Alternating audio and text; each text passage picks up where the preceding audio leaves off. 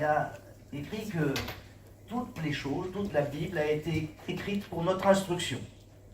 Et donc, moi je me suis souvent posé la question, pourquoi il y a les 2 tiers de la Bible, c'est l'Ancien Testament, et puis 1 tiers seulement sur le Nouveau Testament, alors que c'est vraiment plutôt le Nouveau Testament qui nous concerne. Et, je peux passer bien sûr, s'il te plaît. Voilà. Toutes ces choses ont été écrites pour notre instruction. C'est donc que c'est utile.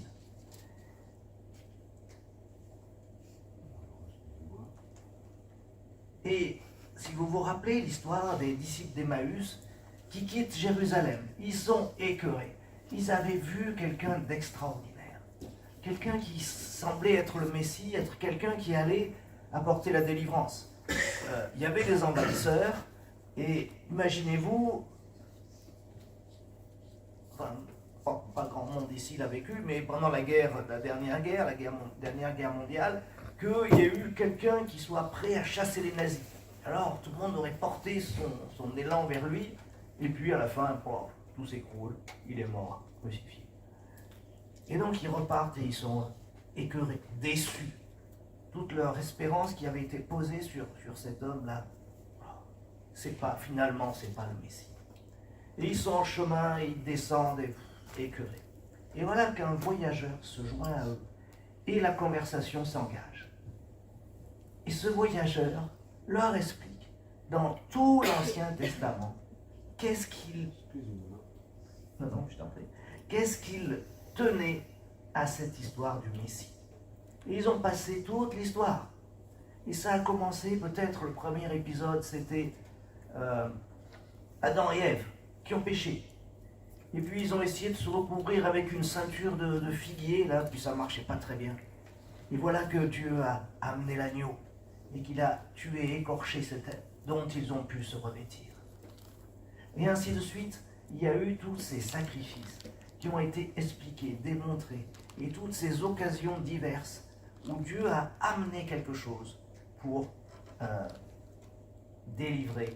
On pense au serpent d'airain dans le désert, etc. Il y a eu plein d'occasions, de manières où Dieu a montré comment s'approcher de lui. Et donc dans ces chapitres du Lévitique, on voit que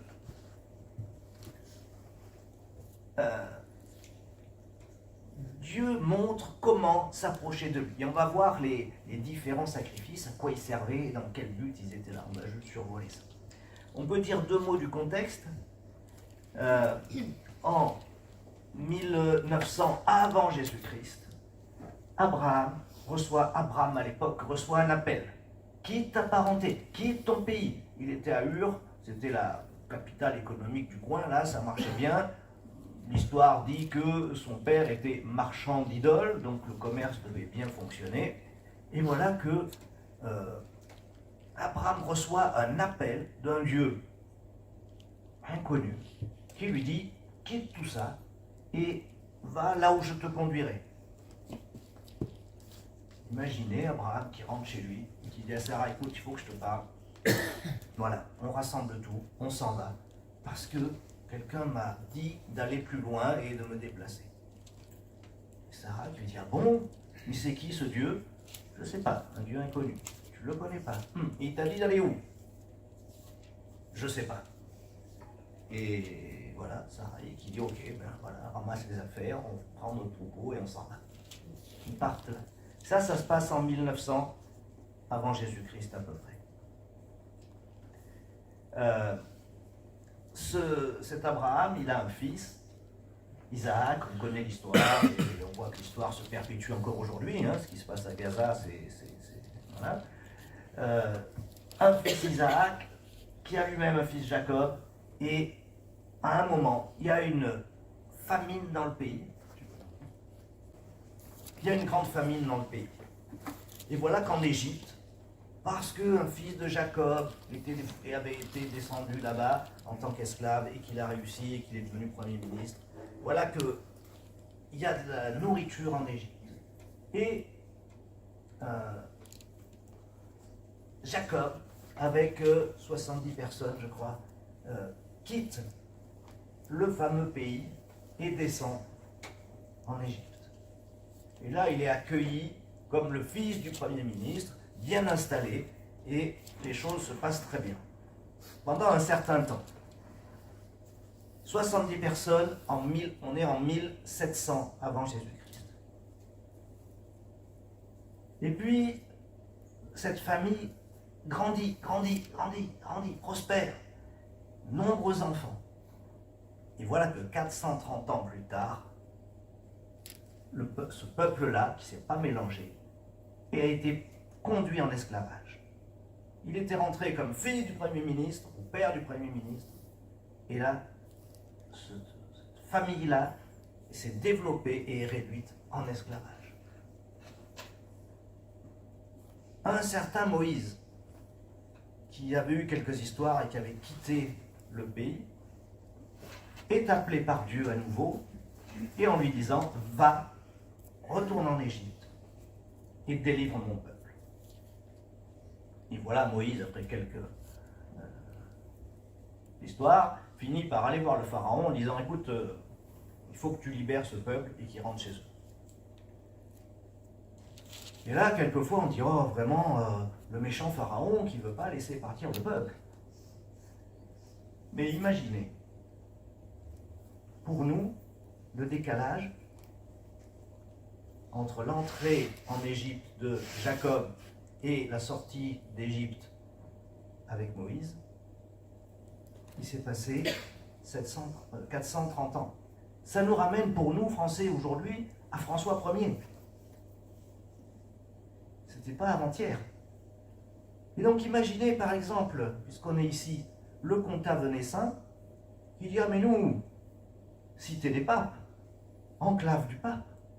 Écoutez, nous maintenant, on veut retourner au Vatican, on repart en Italie. Et le département de Vaucluse qui se libère, et vous partez tous, nous partons tous, en Italie. Je pense que on aurait un petit souci, hein, et que M. Macron, tout gentil soit-il, ne nous laisserait pas partir. Imaginez que le comté de Savoie dise « Ah ben non, mais nous, à cette époque-là, on était indépendants, on veut redevenir indépendants, puisqu'on l'était à l'époque, en 1500. » Voilà, on voit que ça ne marcherait pas. Imaginez que tous ceux qui sont issus de l'immigration du Maghreb disent « Ah ben non, maintenant on repart tous. » Et comment on ferait pour avoir des fraises et des plus, comment ça fonctionnerait? Il y a un déséquilibre économique que le pharaon refuse. Et finalement, il va partir de l'Égypte 2 millions de personnes. Ce peuple-là qui quitte l'Égypte, c'est un peuple d'esclaves. Ils n'ont pas de loi, aucun système juridique. Le système juridique, c'est celui de l'Égypte. Esclave tu nais, esclave tu naîtras, tu es sans droit. Esclave, c'est je ne m'appartiens pas. Mon corps ne m'appartient pas. Je n'ai pas d'objet, je n'ai pas de bien. Mon corps lui-même appartient au maître. Sans justice, on s'en remettait à la justice égyptienne, sans appareil judiciaire et sans vraiment une réelle religion. Et donc ce peuple traverse la mer Rouge, 2 millions de personnes, et il se retrouve là. Alors quelquefois dans les imagiers pour enfants, on voit ce peuple avec le tabernacle au milieu, et puis les tentes bien alignées par carré, etc. À mon avis, 2 millions de personnes, ça ressemblait plus à un camp de réfugiés qu'à autre chose. Hein. Ça faisait un carré de 3 km sur 3 km, si on prend 5 mètres carrés par personne. Donc, on imagine un peu quand, et je ne vous parle pas des sanitaires et des choses comme ça, je ne sais pas trop comment ça fonctionnait. Et Dieu appelle Moïse, c'est au début du Lévitique, premier verset, premier chapitre, et va décrire ce qu'il veut comme sacrifice. Ce qui d'entrée est très surprenant, c'est que nous qui connaissons un peu l'histoire, on pense que ça serait bien de commencer par la cuve des reins, le sacrifice pour le péché, la confession, un peu comme nous fonctionnons nous. Hein. Et puis après, on monte en qualité. Et puis, sacrifice d'action de grâce. On remercie notre Dieu de nous ouvrir la porte. Et puis, le sacrifice de prospérité. On demande cette paix, on remercie Dieu pour la réconciliation.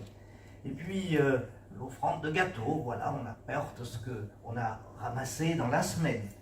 Et on finit par l'Holocauste, la louange.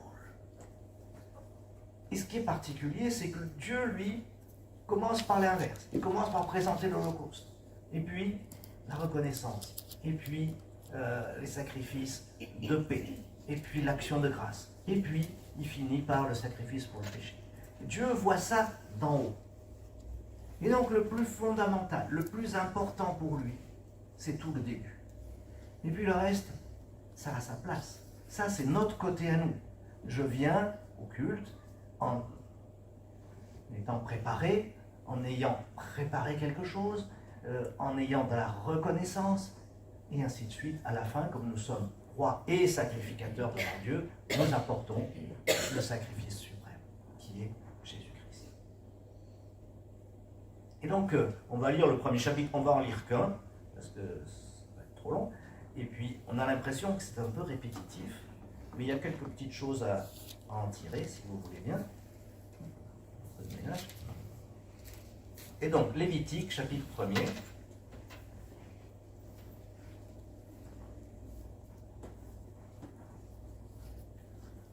C'est au début de la Bible.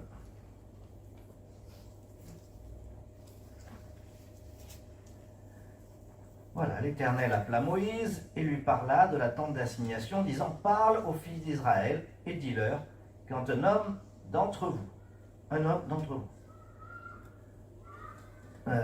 présentera une offrande à l'Éternel, vous présenterez votre offrande de bétail, du gros ou du menu bétail. Si ton offrande est un holocauste de gros bétail, il la présentera un mâle sans défaut. Il la présentera à l'entrée de la tente d'assignation pour être agréé devant l'Éternel. Il posera sa main sur la tête de l'holocauste. Il sera agréé pour lui, pour faire propitiation pour lui. Alors, on présente ce gros bétail, c'est pour l'Éternel, donc je vous ai dit, c'est le plus important, c'est ce qu'il y a de plus élevé pour Dieu, et on met la main sur la tête de l'animal. Il y a une association. Et comme nous nous présentons, nous sommes associés à Christ. Christ vit en nous. C'est cette promesse-là. Et c'est parce que Christ vit en nous que nous avons toute liberté pour nous présenter. C'est pas avec nos petites qualités, on l'a chanté, on l'a dit, c'est pas pour nous-mêmes, c'est pas par nous-mêmes que nous pouvons avoir quelques qualités qui nous permettraient de nous approcher de Dieu. Et on sait bien que, vous allez voir, dans 10 jours, 15 jours, on sera au 1er janvier, on va tous prendre une bonne résolution comme chaque année, et si tout va bien, on tiendra jusqu'au lendemain, et peut-être même qu'à la fin de la journée, ça sera déjà brûlé. Donc ça ne marche pas. Et c'est seul le sang de Christ qui nous permet d'entrer en liberté devant notre Dieu. Et quand il nous voit du haut du ciel, si vous me permettez l'expression, qu'est-ce qu'il voit? Le sang de Christ. Et c'est ce qui a permis aux Hébreux de quitter l'Égypte. Vous vous rappelez, sur le poteau et le linteau de la porte, il y avait ce sang qui permettait à l'ange destructeur de passer à la maison d'à côté. On continue un peu. Donc verset 5, il égorgera le jeune taureau devant l'Éternel, et les fils d'Aaron, les sacrificateurs, présenteront le sang, et ils feront aspersion du sang tout autour de l'autel, qui est à l'entrée de la tente d'assignation. Il écorchera l'holocauste et le coupera en morceaux. Les fils d'Aaron, sacrificateurs, mettront du feu sur l'autel et arrangeront du bois sur le feu. Et les fils d'Aaron, les sacrificateurs, arrangeront les morceaux, la tête et la graisse sur le bois qui est sur le feu, qui est sur l'autel. Il lavera avec de l'eau l'intérieur et les jambes, et le sacrificateur fera fumer le tout sur l'autel. Et c'est un holocauste, un sacrifice par feu, une odeur agréable à l'Éternel.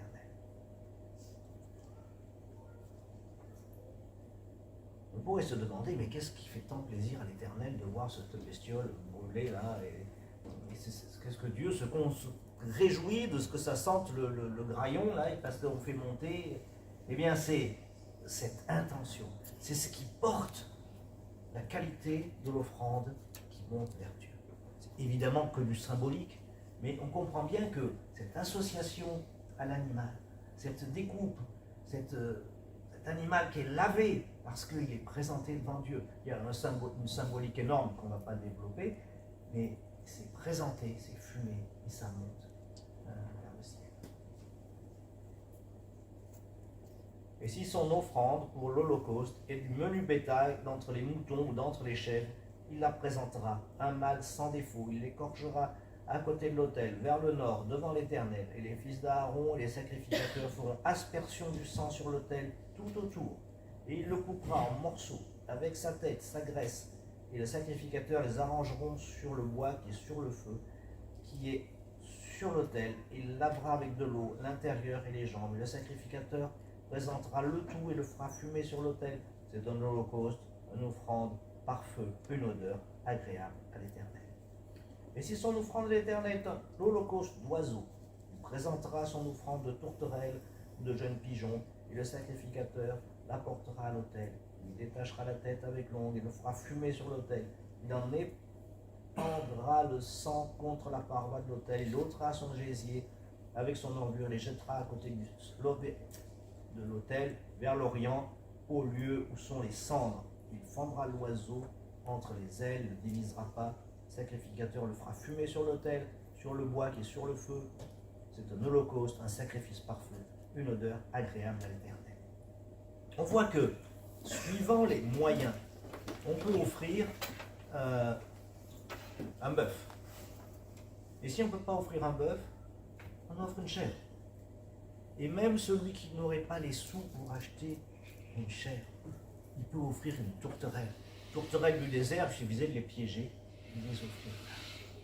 Ce qui veut dire que quand nous nous retrouvons pour le culte, quand nous nous retrouvons pour apporter la louange et célébrer le Seigneur, comme vient de le faire là, eh bien, peut-être il y a un frère, une sœur qui peut apporter beaucoup. Parce elle a eu une relation particulière avec le Seigneur pendant la semaine. Parce que, je parle aux jeunes, quand vous sortez d'un camp, quand vous avez passé une semaine entre chrétiens à se réjouir, à apporter, à apprendre des choses, à vivre ensemble, à prier ensemble, alors ça c'est un jour où le dimanche, on est plein du Seigneur. Et puis il y a la semaine où on a des soucis de boulot, où ça se passe mal, où on a des problèmes avec un client, en tension avec son patron. Et toute la semaine, on a des soucis.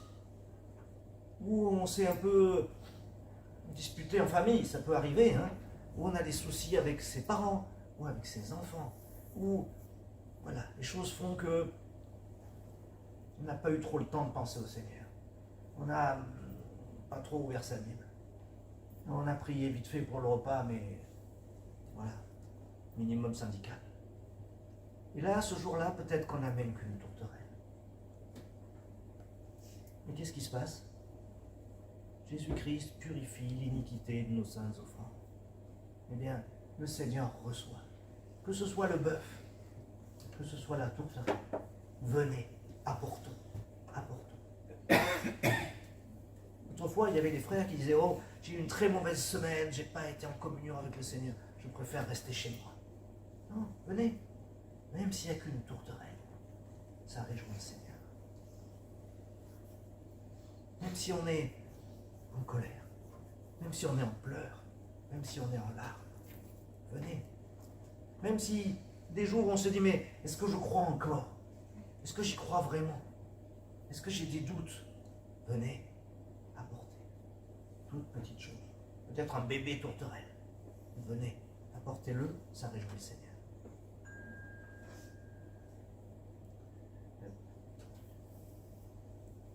Il y a 4 sacrifices. L'Holocauste, celui qu'on a lu. L'offrande de gâteau.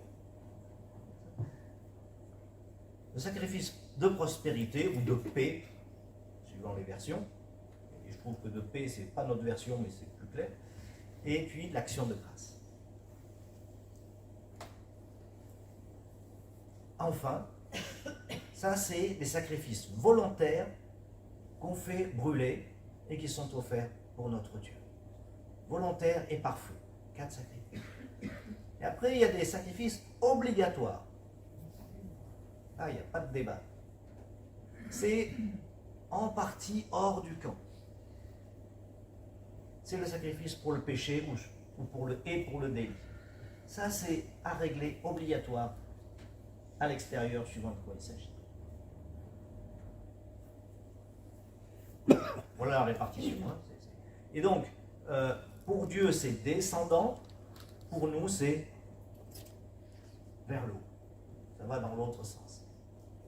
Voilà, on peut se rappeler, c'est Dieu qui est au-dessus, qui nous regarde, et nous qui allons vers Dieu. Donc, ce ne sont que des images, ça. Hein. Donc, c'est juste là. Hein. On sait bien que... Attention aux allégories excessives. Au XIXe siècle, on aimait beaucoup les allégories, c'est-à-dire la symbolique extrême. Et on peut aller très très très loin. Dieu n'est pas un Dieu qui se cache, c'est un Dieu qui se révèle. Et prenons déjà les choses au premier sens. Déjà. Après, si on veut progresser, aller chercher... Mais attention de ne pas aller beaucoup trop loin. Alors, disposition du tabernacle. Hein, il est au centre, dans le camp. Et... bon, il y a le voile. Et puis après, le voile saint qui est derrière. Et au milieu, devant, là, il y a l'autel où on offre, avec les cordes, là, où on offre les animaux. Et vous voyez, quand le sang est versé au pied de l'autel, eh ben, ça devait être une espèce de truc un peu sale, un peu mais voilà, c'est Dieu qui le permettait. L'Holocauste. Victime parfaite. Ça revient tout le temps. Victime parfaite et sans défaut.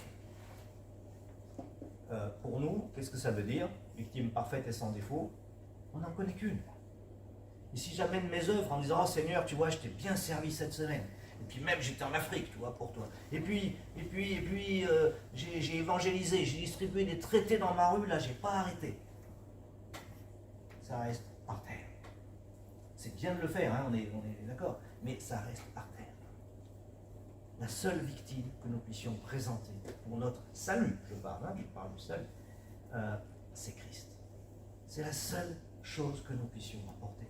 Il n'y a pas d'autre médiateur entre Dieu et nous que l'homme Christ Jésus. Il n'y a pas de débat. On met la main sur l'animal, une association. Il est représentant, il porte pour nous. Et donc, qui a porté nos péchés? On l'a répété plusieurs fois ce matin, seul le Christ peut être celui qui porte le péché. Sacrifice offert à la gloire de Dieu. Mais c'est Dieu qui reçoit l'image de Christ. Quand on lui rappelle ce que son Fils a fait, c'est la fumée qui monte vers lui. C'est la joie de son cœur. Et d'ailleurs, si vous vous rappelez, il y a un verset qui disait, mais il faut que le Fils de l'homme soit 3 jours et 3 nuits dans le tombeau. En fait, dans l'Évangile, faites le compte. Vendredi soir, Nicodème et Joseph d'Arimathée prennent le corps du Seigneur et le mettent dans le tombeau.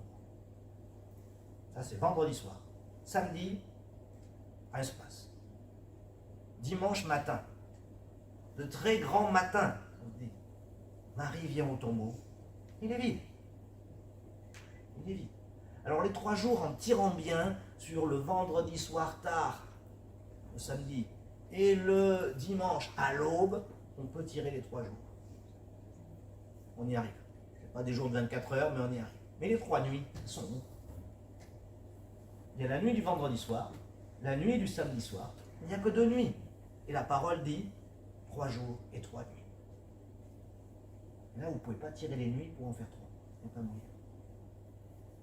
Alors, qu'est-ce qui se passe? Qu'est-ce qui s'est passé?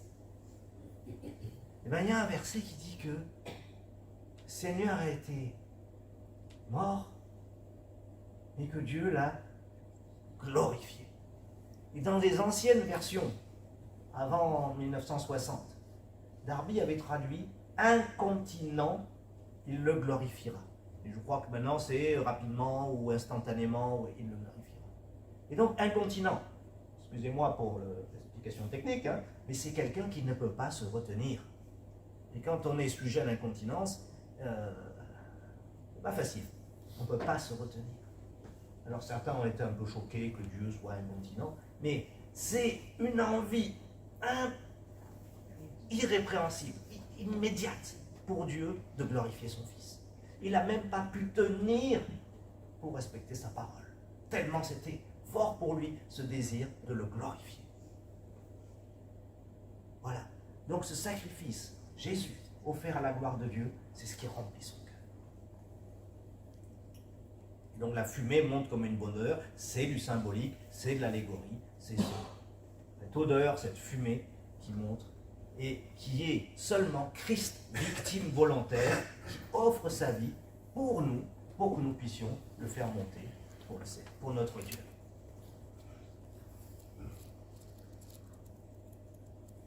Deuxième sacrifice, l'offrande de gâteau. Là, il n'y a pas de sang, et il n'y a pas de victime. La fine fleur de farine. Alors, fine fleur de farine, nous on ne connaît que ça. Hein. À l'époque, ils se faisaient de la farine avec des grains qu'ils écrasaient à la grosse, là, avec une pierre. C'était ce qu'on appellerait, nous, du blé complet grossièrement haché. Nous connaissons que la fine fleur de farine. Et c'est ce qui représente le grain de blé, c'est le Seigneur, et c'est son humanité parfaite qui est assez la meule, très fine, et c'est parfait. Alors on mélange la fine fleur de farine avec de l'huile. L'huile, on connaît que partout, c'est le Saint-Esprit, n'est-ce pas? Et le Seigneur Jésus, de sa conception, il sera enceinte du Saint-Esprit, à son baptême, Jean qui dit non, je ne vais pas te baptiser, attends, qui je suis moi pour baptiser Jésus, le Fils de Dieu? Jésus insiste, Jean cède, et instantanément, le ciel s'ouvre, et il y a une voix qui descend du ciel en disant, celui-ci est mon Fils bien-aimé, il a accompli tout mon plaisir. L'encens, c'est ce qui monte vers Dieu, cet encens parfait, c'est ce qui réjouit le cœur, hein, quand on sent un bon parfum, c'est ce qui... Voilà. Le sel, c'est ce qui s'oppose au levain. Le levain représente généralement, dans la parole de Dieu, le péché, ce qui gonfle, ce qui fait monter. Hein, un brin de levain fait lever la pâte tout entière. Et le miel, c'est ce qui est doux, ce qui est un peu facile, ce qui pourrait nous entraîner dans le plaisir de la chair, les consolations. Quand je souffre, quand j'ai une difficulté, si je rentre chez moi et puis je me sers un whisky, voire deux, ou voilà, c'est ce qui pourrait. Alors c'est bien, j'en bois, il n'y a pas de souci. Mais si on se réfugie là-dedans, plutôt que de se réfugier dans le Seigneur, c'est ce qui nous cause des soucis à la fin. Hein. Donc ne dites pas que j'ai dit qu'il ne fallait pas boire de whisky, pas un péché. Mais voilà, si on se console là-dedans, on a un problème. Alors après, ce gâteau, il est cuit. Et alors c'est là où on commence dans les allégories, et on va aller pas trop vite, mais on va en faire un peu. Il peut être cuit au four. Alors au four, on dit que ce sont les souffrances cachées de Christ. Ce qui s'est passé à Gethsémane. On ne sait pas. Cette angoisse qui est montée, qui a fait ruisseler le sang. Cette angoisse-là, à Gethsémane, c'est caché, on ne comprend pas. À la croix, les 3 heures sombres. On ne comprend rien. On comprend que si je suis chargé des pires crimes, hein, imaginez, on est en train de juger Monique Olivier qui a commis des horreurs, et de se présenter devant sa mère en disant « Ah, c'est moi qui l'ai fait ». Imaginez le... Voilà, et c'est ce qu'a fait Jésus. Devant son Père saint, il s'est présenté comme ayant porté ces crimes-là en disant « Oui, c'est moi qui l'ai fait ». Ça reste... La plaque, c'est la souffrance publique. Christ en croix, tout le monde vient lui cracher dessus, tout le monde vient l'humilier, Tout le monde vient le provoquer. Voilà, souffrance publique. Et puis, ce qui est fait à la poêle, ce sont les souffrances mal comprises. Il y a des choses qu'on n'a pas compris. Et on l'a répété ce matin, à la croix, si tu es fils de Dieu, celui-ci était fils de Dieu. Ils ont porté témoignage que Jésus était fils de Dieu. Mais ils n'ont pas compris que c'était pour eux, par exemple. Et donc, cette offrande de gâteau, là, le sacrificateur en mange. Il participe. Sacrifice de prospérité ou de paix ou d'action de grâce. Là, la graisse est pour Dieu, c'est le troisième sacrifice. L'épaule et la poitrine pour le sacrificateur. Voilà, celui qui s'occupe particulièrement. Et nous sommes tous sacrificateurs. Le reste, c'est pour celui qui offre. L'important. Et pour quiconque est pur.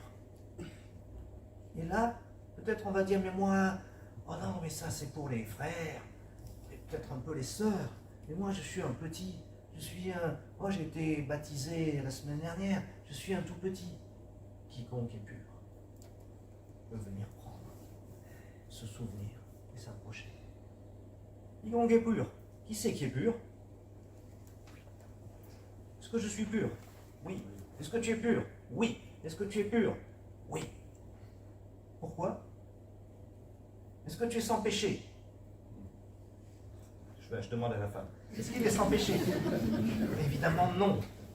Est-ce que je suis sans péché? Demandez à Hélène. Est-ce que tu es sans péché? Évidemment non. Et quiconque est pur? L'Épître aux Corinthiens dit, il y a une liste de péchés, on ne va même pas les lire tellement c'est atroce. Quelques-uns d'entre vous étiez tels, mais vous avez été purifiés, justifiés, sanctifiés. Donc on est pur. Bon, pur, mais quelquefois, on met le pied dans le caniveau. Qu'est-ce qu'on fait? On sort du caniveau, on se lave. C'est tout.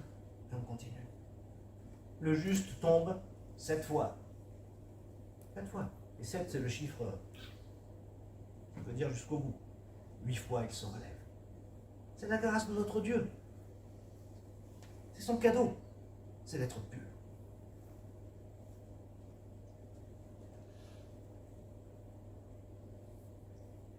Sacrifice pour le péché. Ça touche le pécheur repentant. Et pas l'adorateur. Je ne vais pas apporter mon sacrifice pour le péché. Ça peut inclure une réparation. Si je vole ton portefeuille, pardon, oui, ça peut arriver, mais il faut d'abord que je le rende. Hein. Ça passe par là. Il peut y avoir une réparation. Quelquefois, il n'y a pas de réparation possible, mais quand c'est possible. L'effusion de sang. C'est pas l'arme de contrition, c'est pas ça. C'est d'être dans cette dimension, apporter le sang. C'est pas juste, oh là là, je suis triste d'avoir mal fait. Non, non. Cette offrande, elle est brûlée en partie hors du camp. Il y a des choses qui peuvent se confesser publiquement, puis il y a des choses qui doivent être faites à l'extérieur. À l'extérieur. Et il faut, quand on peut amener un péché, il ne faut pas troubler. Il ne faut pas troubler, et moi je suis un peu opposé aux confessions publiques, parce que tout le monde n'a pas besoin de voir étaler le péché. Et quand il y a des témoignages, je dis attention de ne pas se répandre dans tout ce que j'ai commis et tout ce que j'ai pu faire et tout. Et bien sûr, Dieu m'a pardonné, m'a sorti de là. Mais attention à l'épandage. Différence de classe. Tout le monde ne paye pas le même prix. C'est une différence de responsabilité. Et suivant qui on est, suivant la responsabilité d'engagement, suivant ce qu'on a reçu, suivant ce qu'on a hérité, suivant ce qu'on a compris, les exigences ne vont pas être les mêmes. Alors imaginez, quand on a commis un péché, on amène son animal là, et puis il est égorgé sur le... Bon, Paul, imagine qu'il soit arrivé un petit problème dans la semaine. Et que tu viens ici, là, le dimanche matin, avec ton veau que tu tires derrière toi. On va dire, ah, Paul, oh, mais c'est un gros veau en plus qu'il amène. Et là, c'est comme ça, il faut l'amener là devant. Et alors, celui qui a amené un petit oiseau caché, là, il pouvait le laisser comme ça. Mais le sacrificateur, il a amené un bœuf. Là, devant tout le monde. Bon. Ce ne sera pas pareil pour tout le monde. Association à la victime, encore une fois, la main sur la tête, et c'est le coupable, celui qui a péché, qui égorge lui-même. Et 9 fois, il lui sera pardonné. Voilà, ça c'est la grâce. Je ne dis pas qu'on a le droit de tomber, mais on a le droit d'être relevé. Hébreux 10, verset 1, la loi est l'ombre des biens à venir. Voilà, c'est une image, c'est même pas une image, c'est l'ombre de l'image qui correspond à ce qui va se passer. Et c'est ce qui se passe pour nous. On n'a plus la peine d'amener un animal. On n'a plus cette façon de fonctionner là. Mais tout ça, ça représente. C'est ce qu'a fait Jésus sur le chemin d'Emmaüs. Il a parlé de ce que s'est passé dans l'Ancien Testament. Il parlait de lui au travers de ces images. Mais cette loi ne peut jamais, par les mêmes sacrifices que l'on offre, rendre parfait ceux qui s'approchent. C'était juste un signe, mais ça ne résolvait rien. Et le souvenir des péchés est rappelé chaque année par ces sacrifices. Chaque année, on réoffrait l'Holocauste. Et c'était juste un souvenir que j'ai besoin de ça pour effacer mon péché. Et il est impossible, verset 4, que le sang de taureau et de bouc ôte le péché. Et voilà que Dieu abolit ce premier culte, cette façon de faire. Dieu l'a aboli pour établir une seconde manière de faire. Et cette manière, c'est celle que nous essayons d'appliquer. Par une seule offrande, Jésus a rendu parfait à perpétuité ceux qui ont été sanctifiés. Donc nous, on est rendu parfait à perpétuité. Voilà, c'est réglé. Alors aujourd'hui, tout ça là, ça veut dire quoi pour nous? Association à la victime. Jésus est le seul médiateur pour le péché. Seul Jésus résout le problème. Et Jean 1, verset 29, si nous confessons nos péchés, il est fidèle et juste pour nous pardonner nos péchés et nous purifier de toute iniquité. Toute iniquité. Ce n'est pas de péché trop grand que Dieu ne puisse pas pardonner. Parce qu'il ne voit plus nous, il voit Christ en nous. Et ça nous libère. Et donc ça nous donne accès aux offrandes volontaires. À partir de là, nous pouvons célébrer Dieu pour sa paix, célébrer Dieu pour ce qu'il nous a donné, célébrer Dieu pour Jésus-Christ.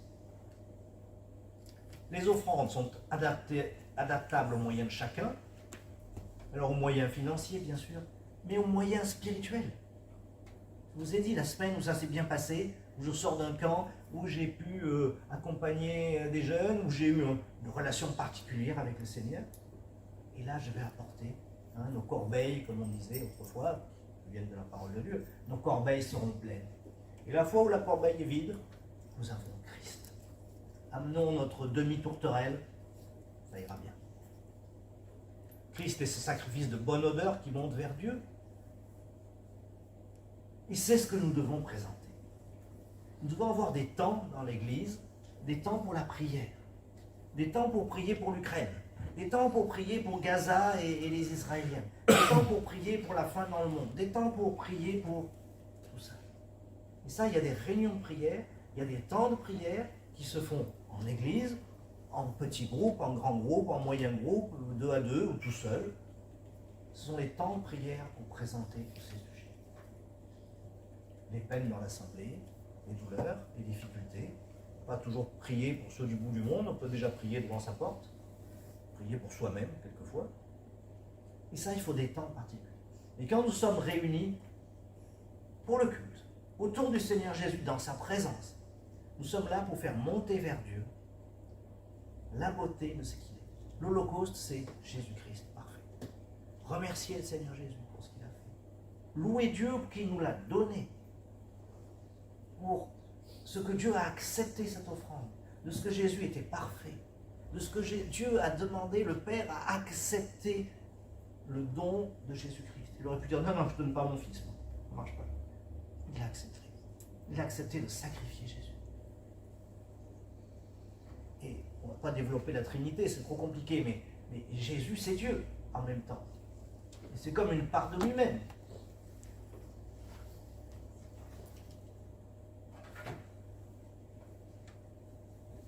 Éphésiens 5, Christ nous a aimés. Alors on ne comprend pas pourquoi Dieu atteste son amour envers nous parce que Christ est venu alors que nous étions encore pécheurs. Il a fait un projet. Il s'est livré lui-même pour nous comme offrande et sacrifice à Dieu, parfum de bonne. Et alors, quelquefois il y a un petit jeu de mots, là on dit mais c'est quoi votre religion? Et là on aime bien dire moi j'ai pas de religion, j'ai une relation. C'est vrai. C'est quelquefois pour se détacher un peu des amalgames. Mais entre nous quand même, oui, nous avons une relation qui est verticale, chacun d'entre nous.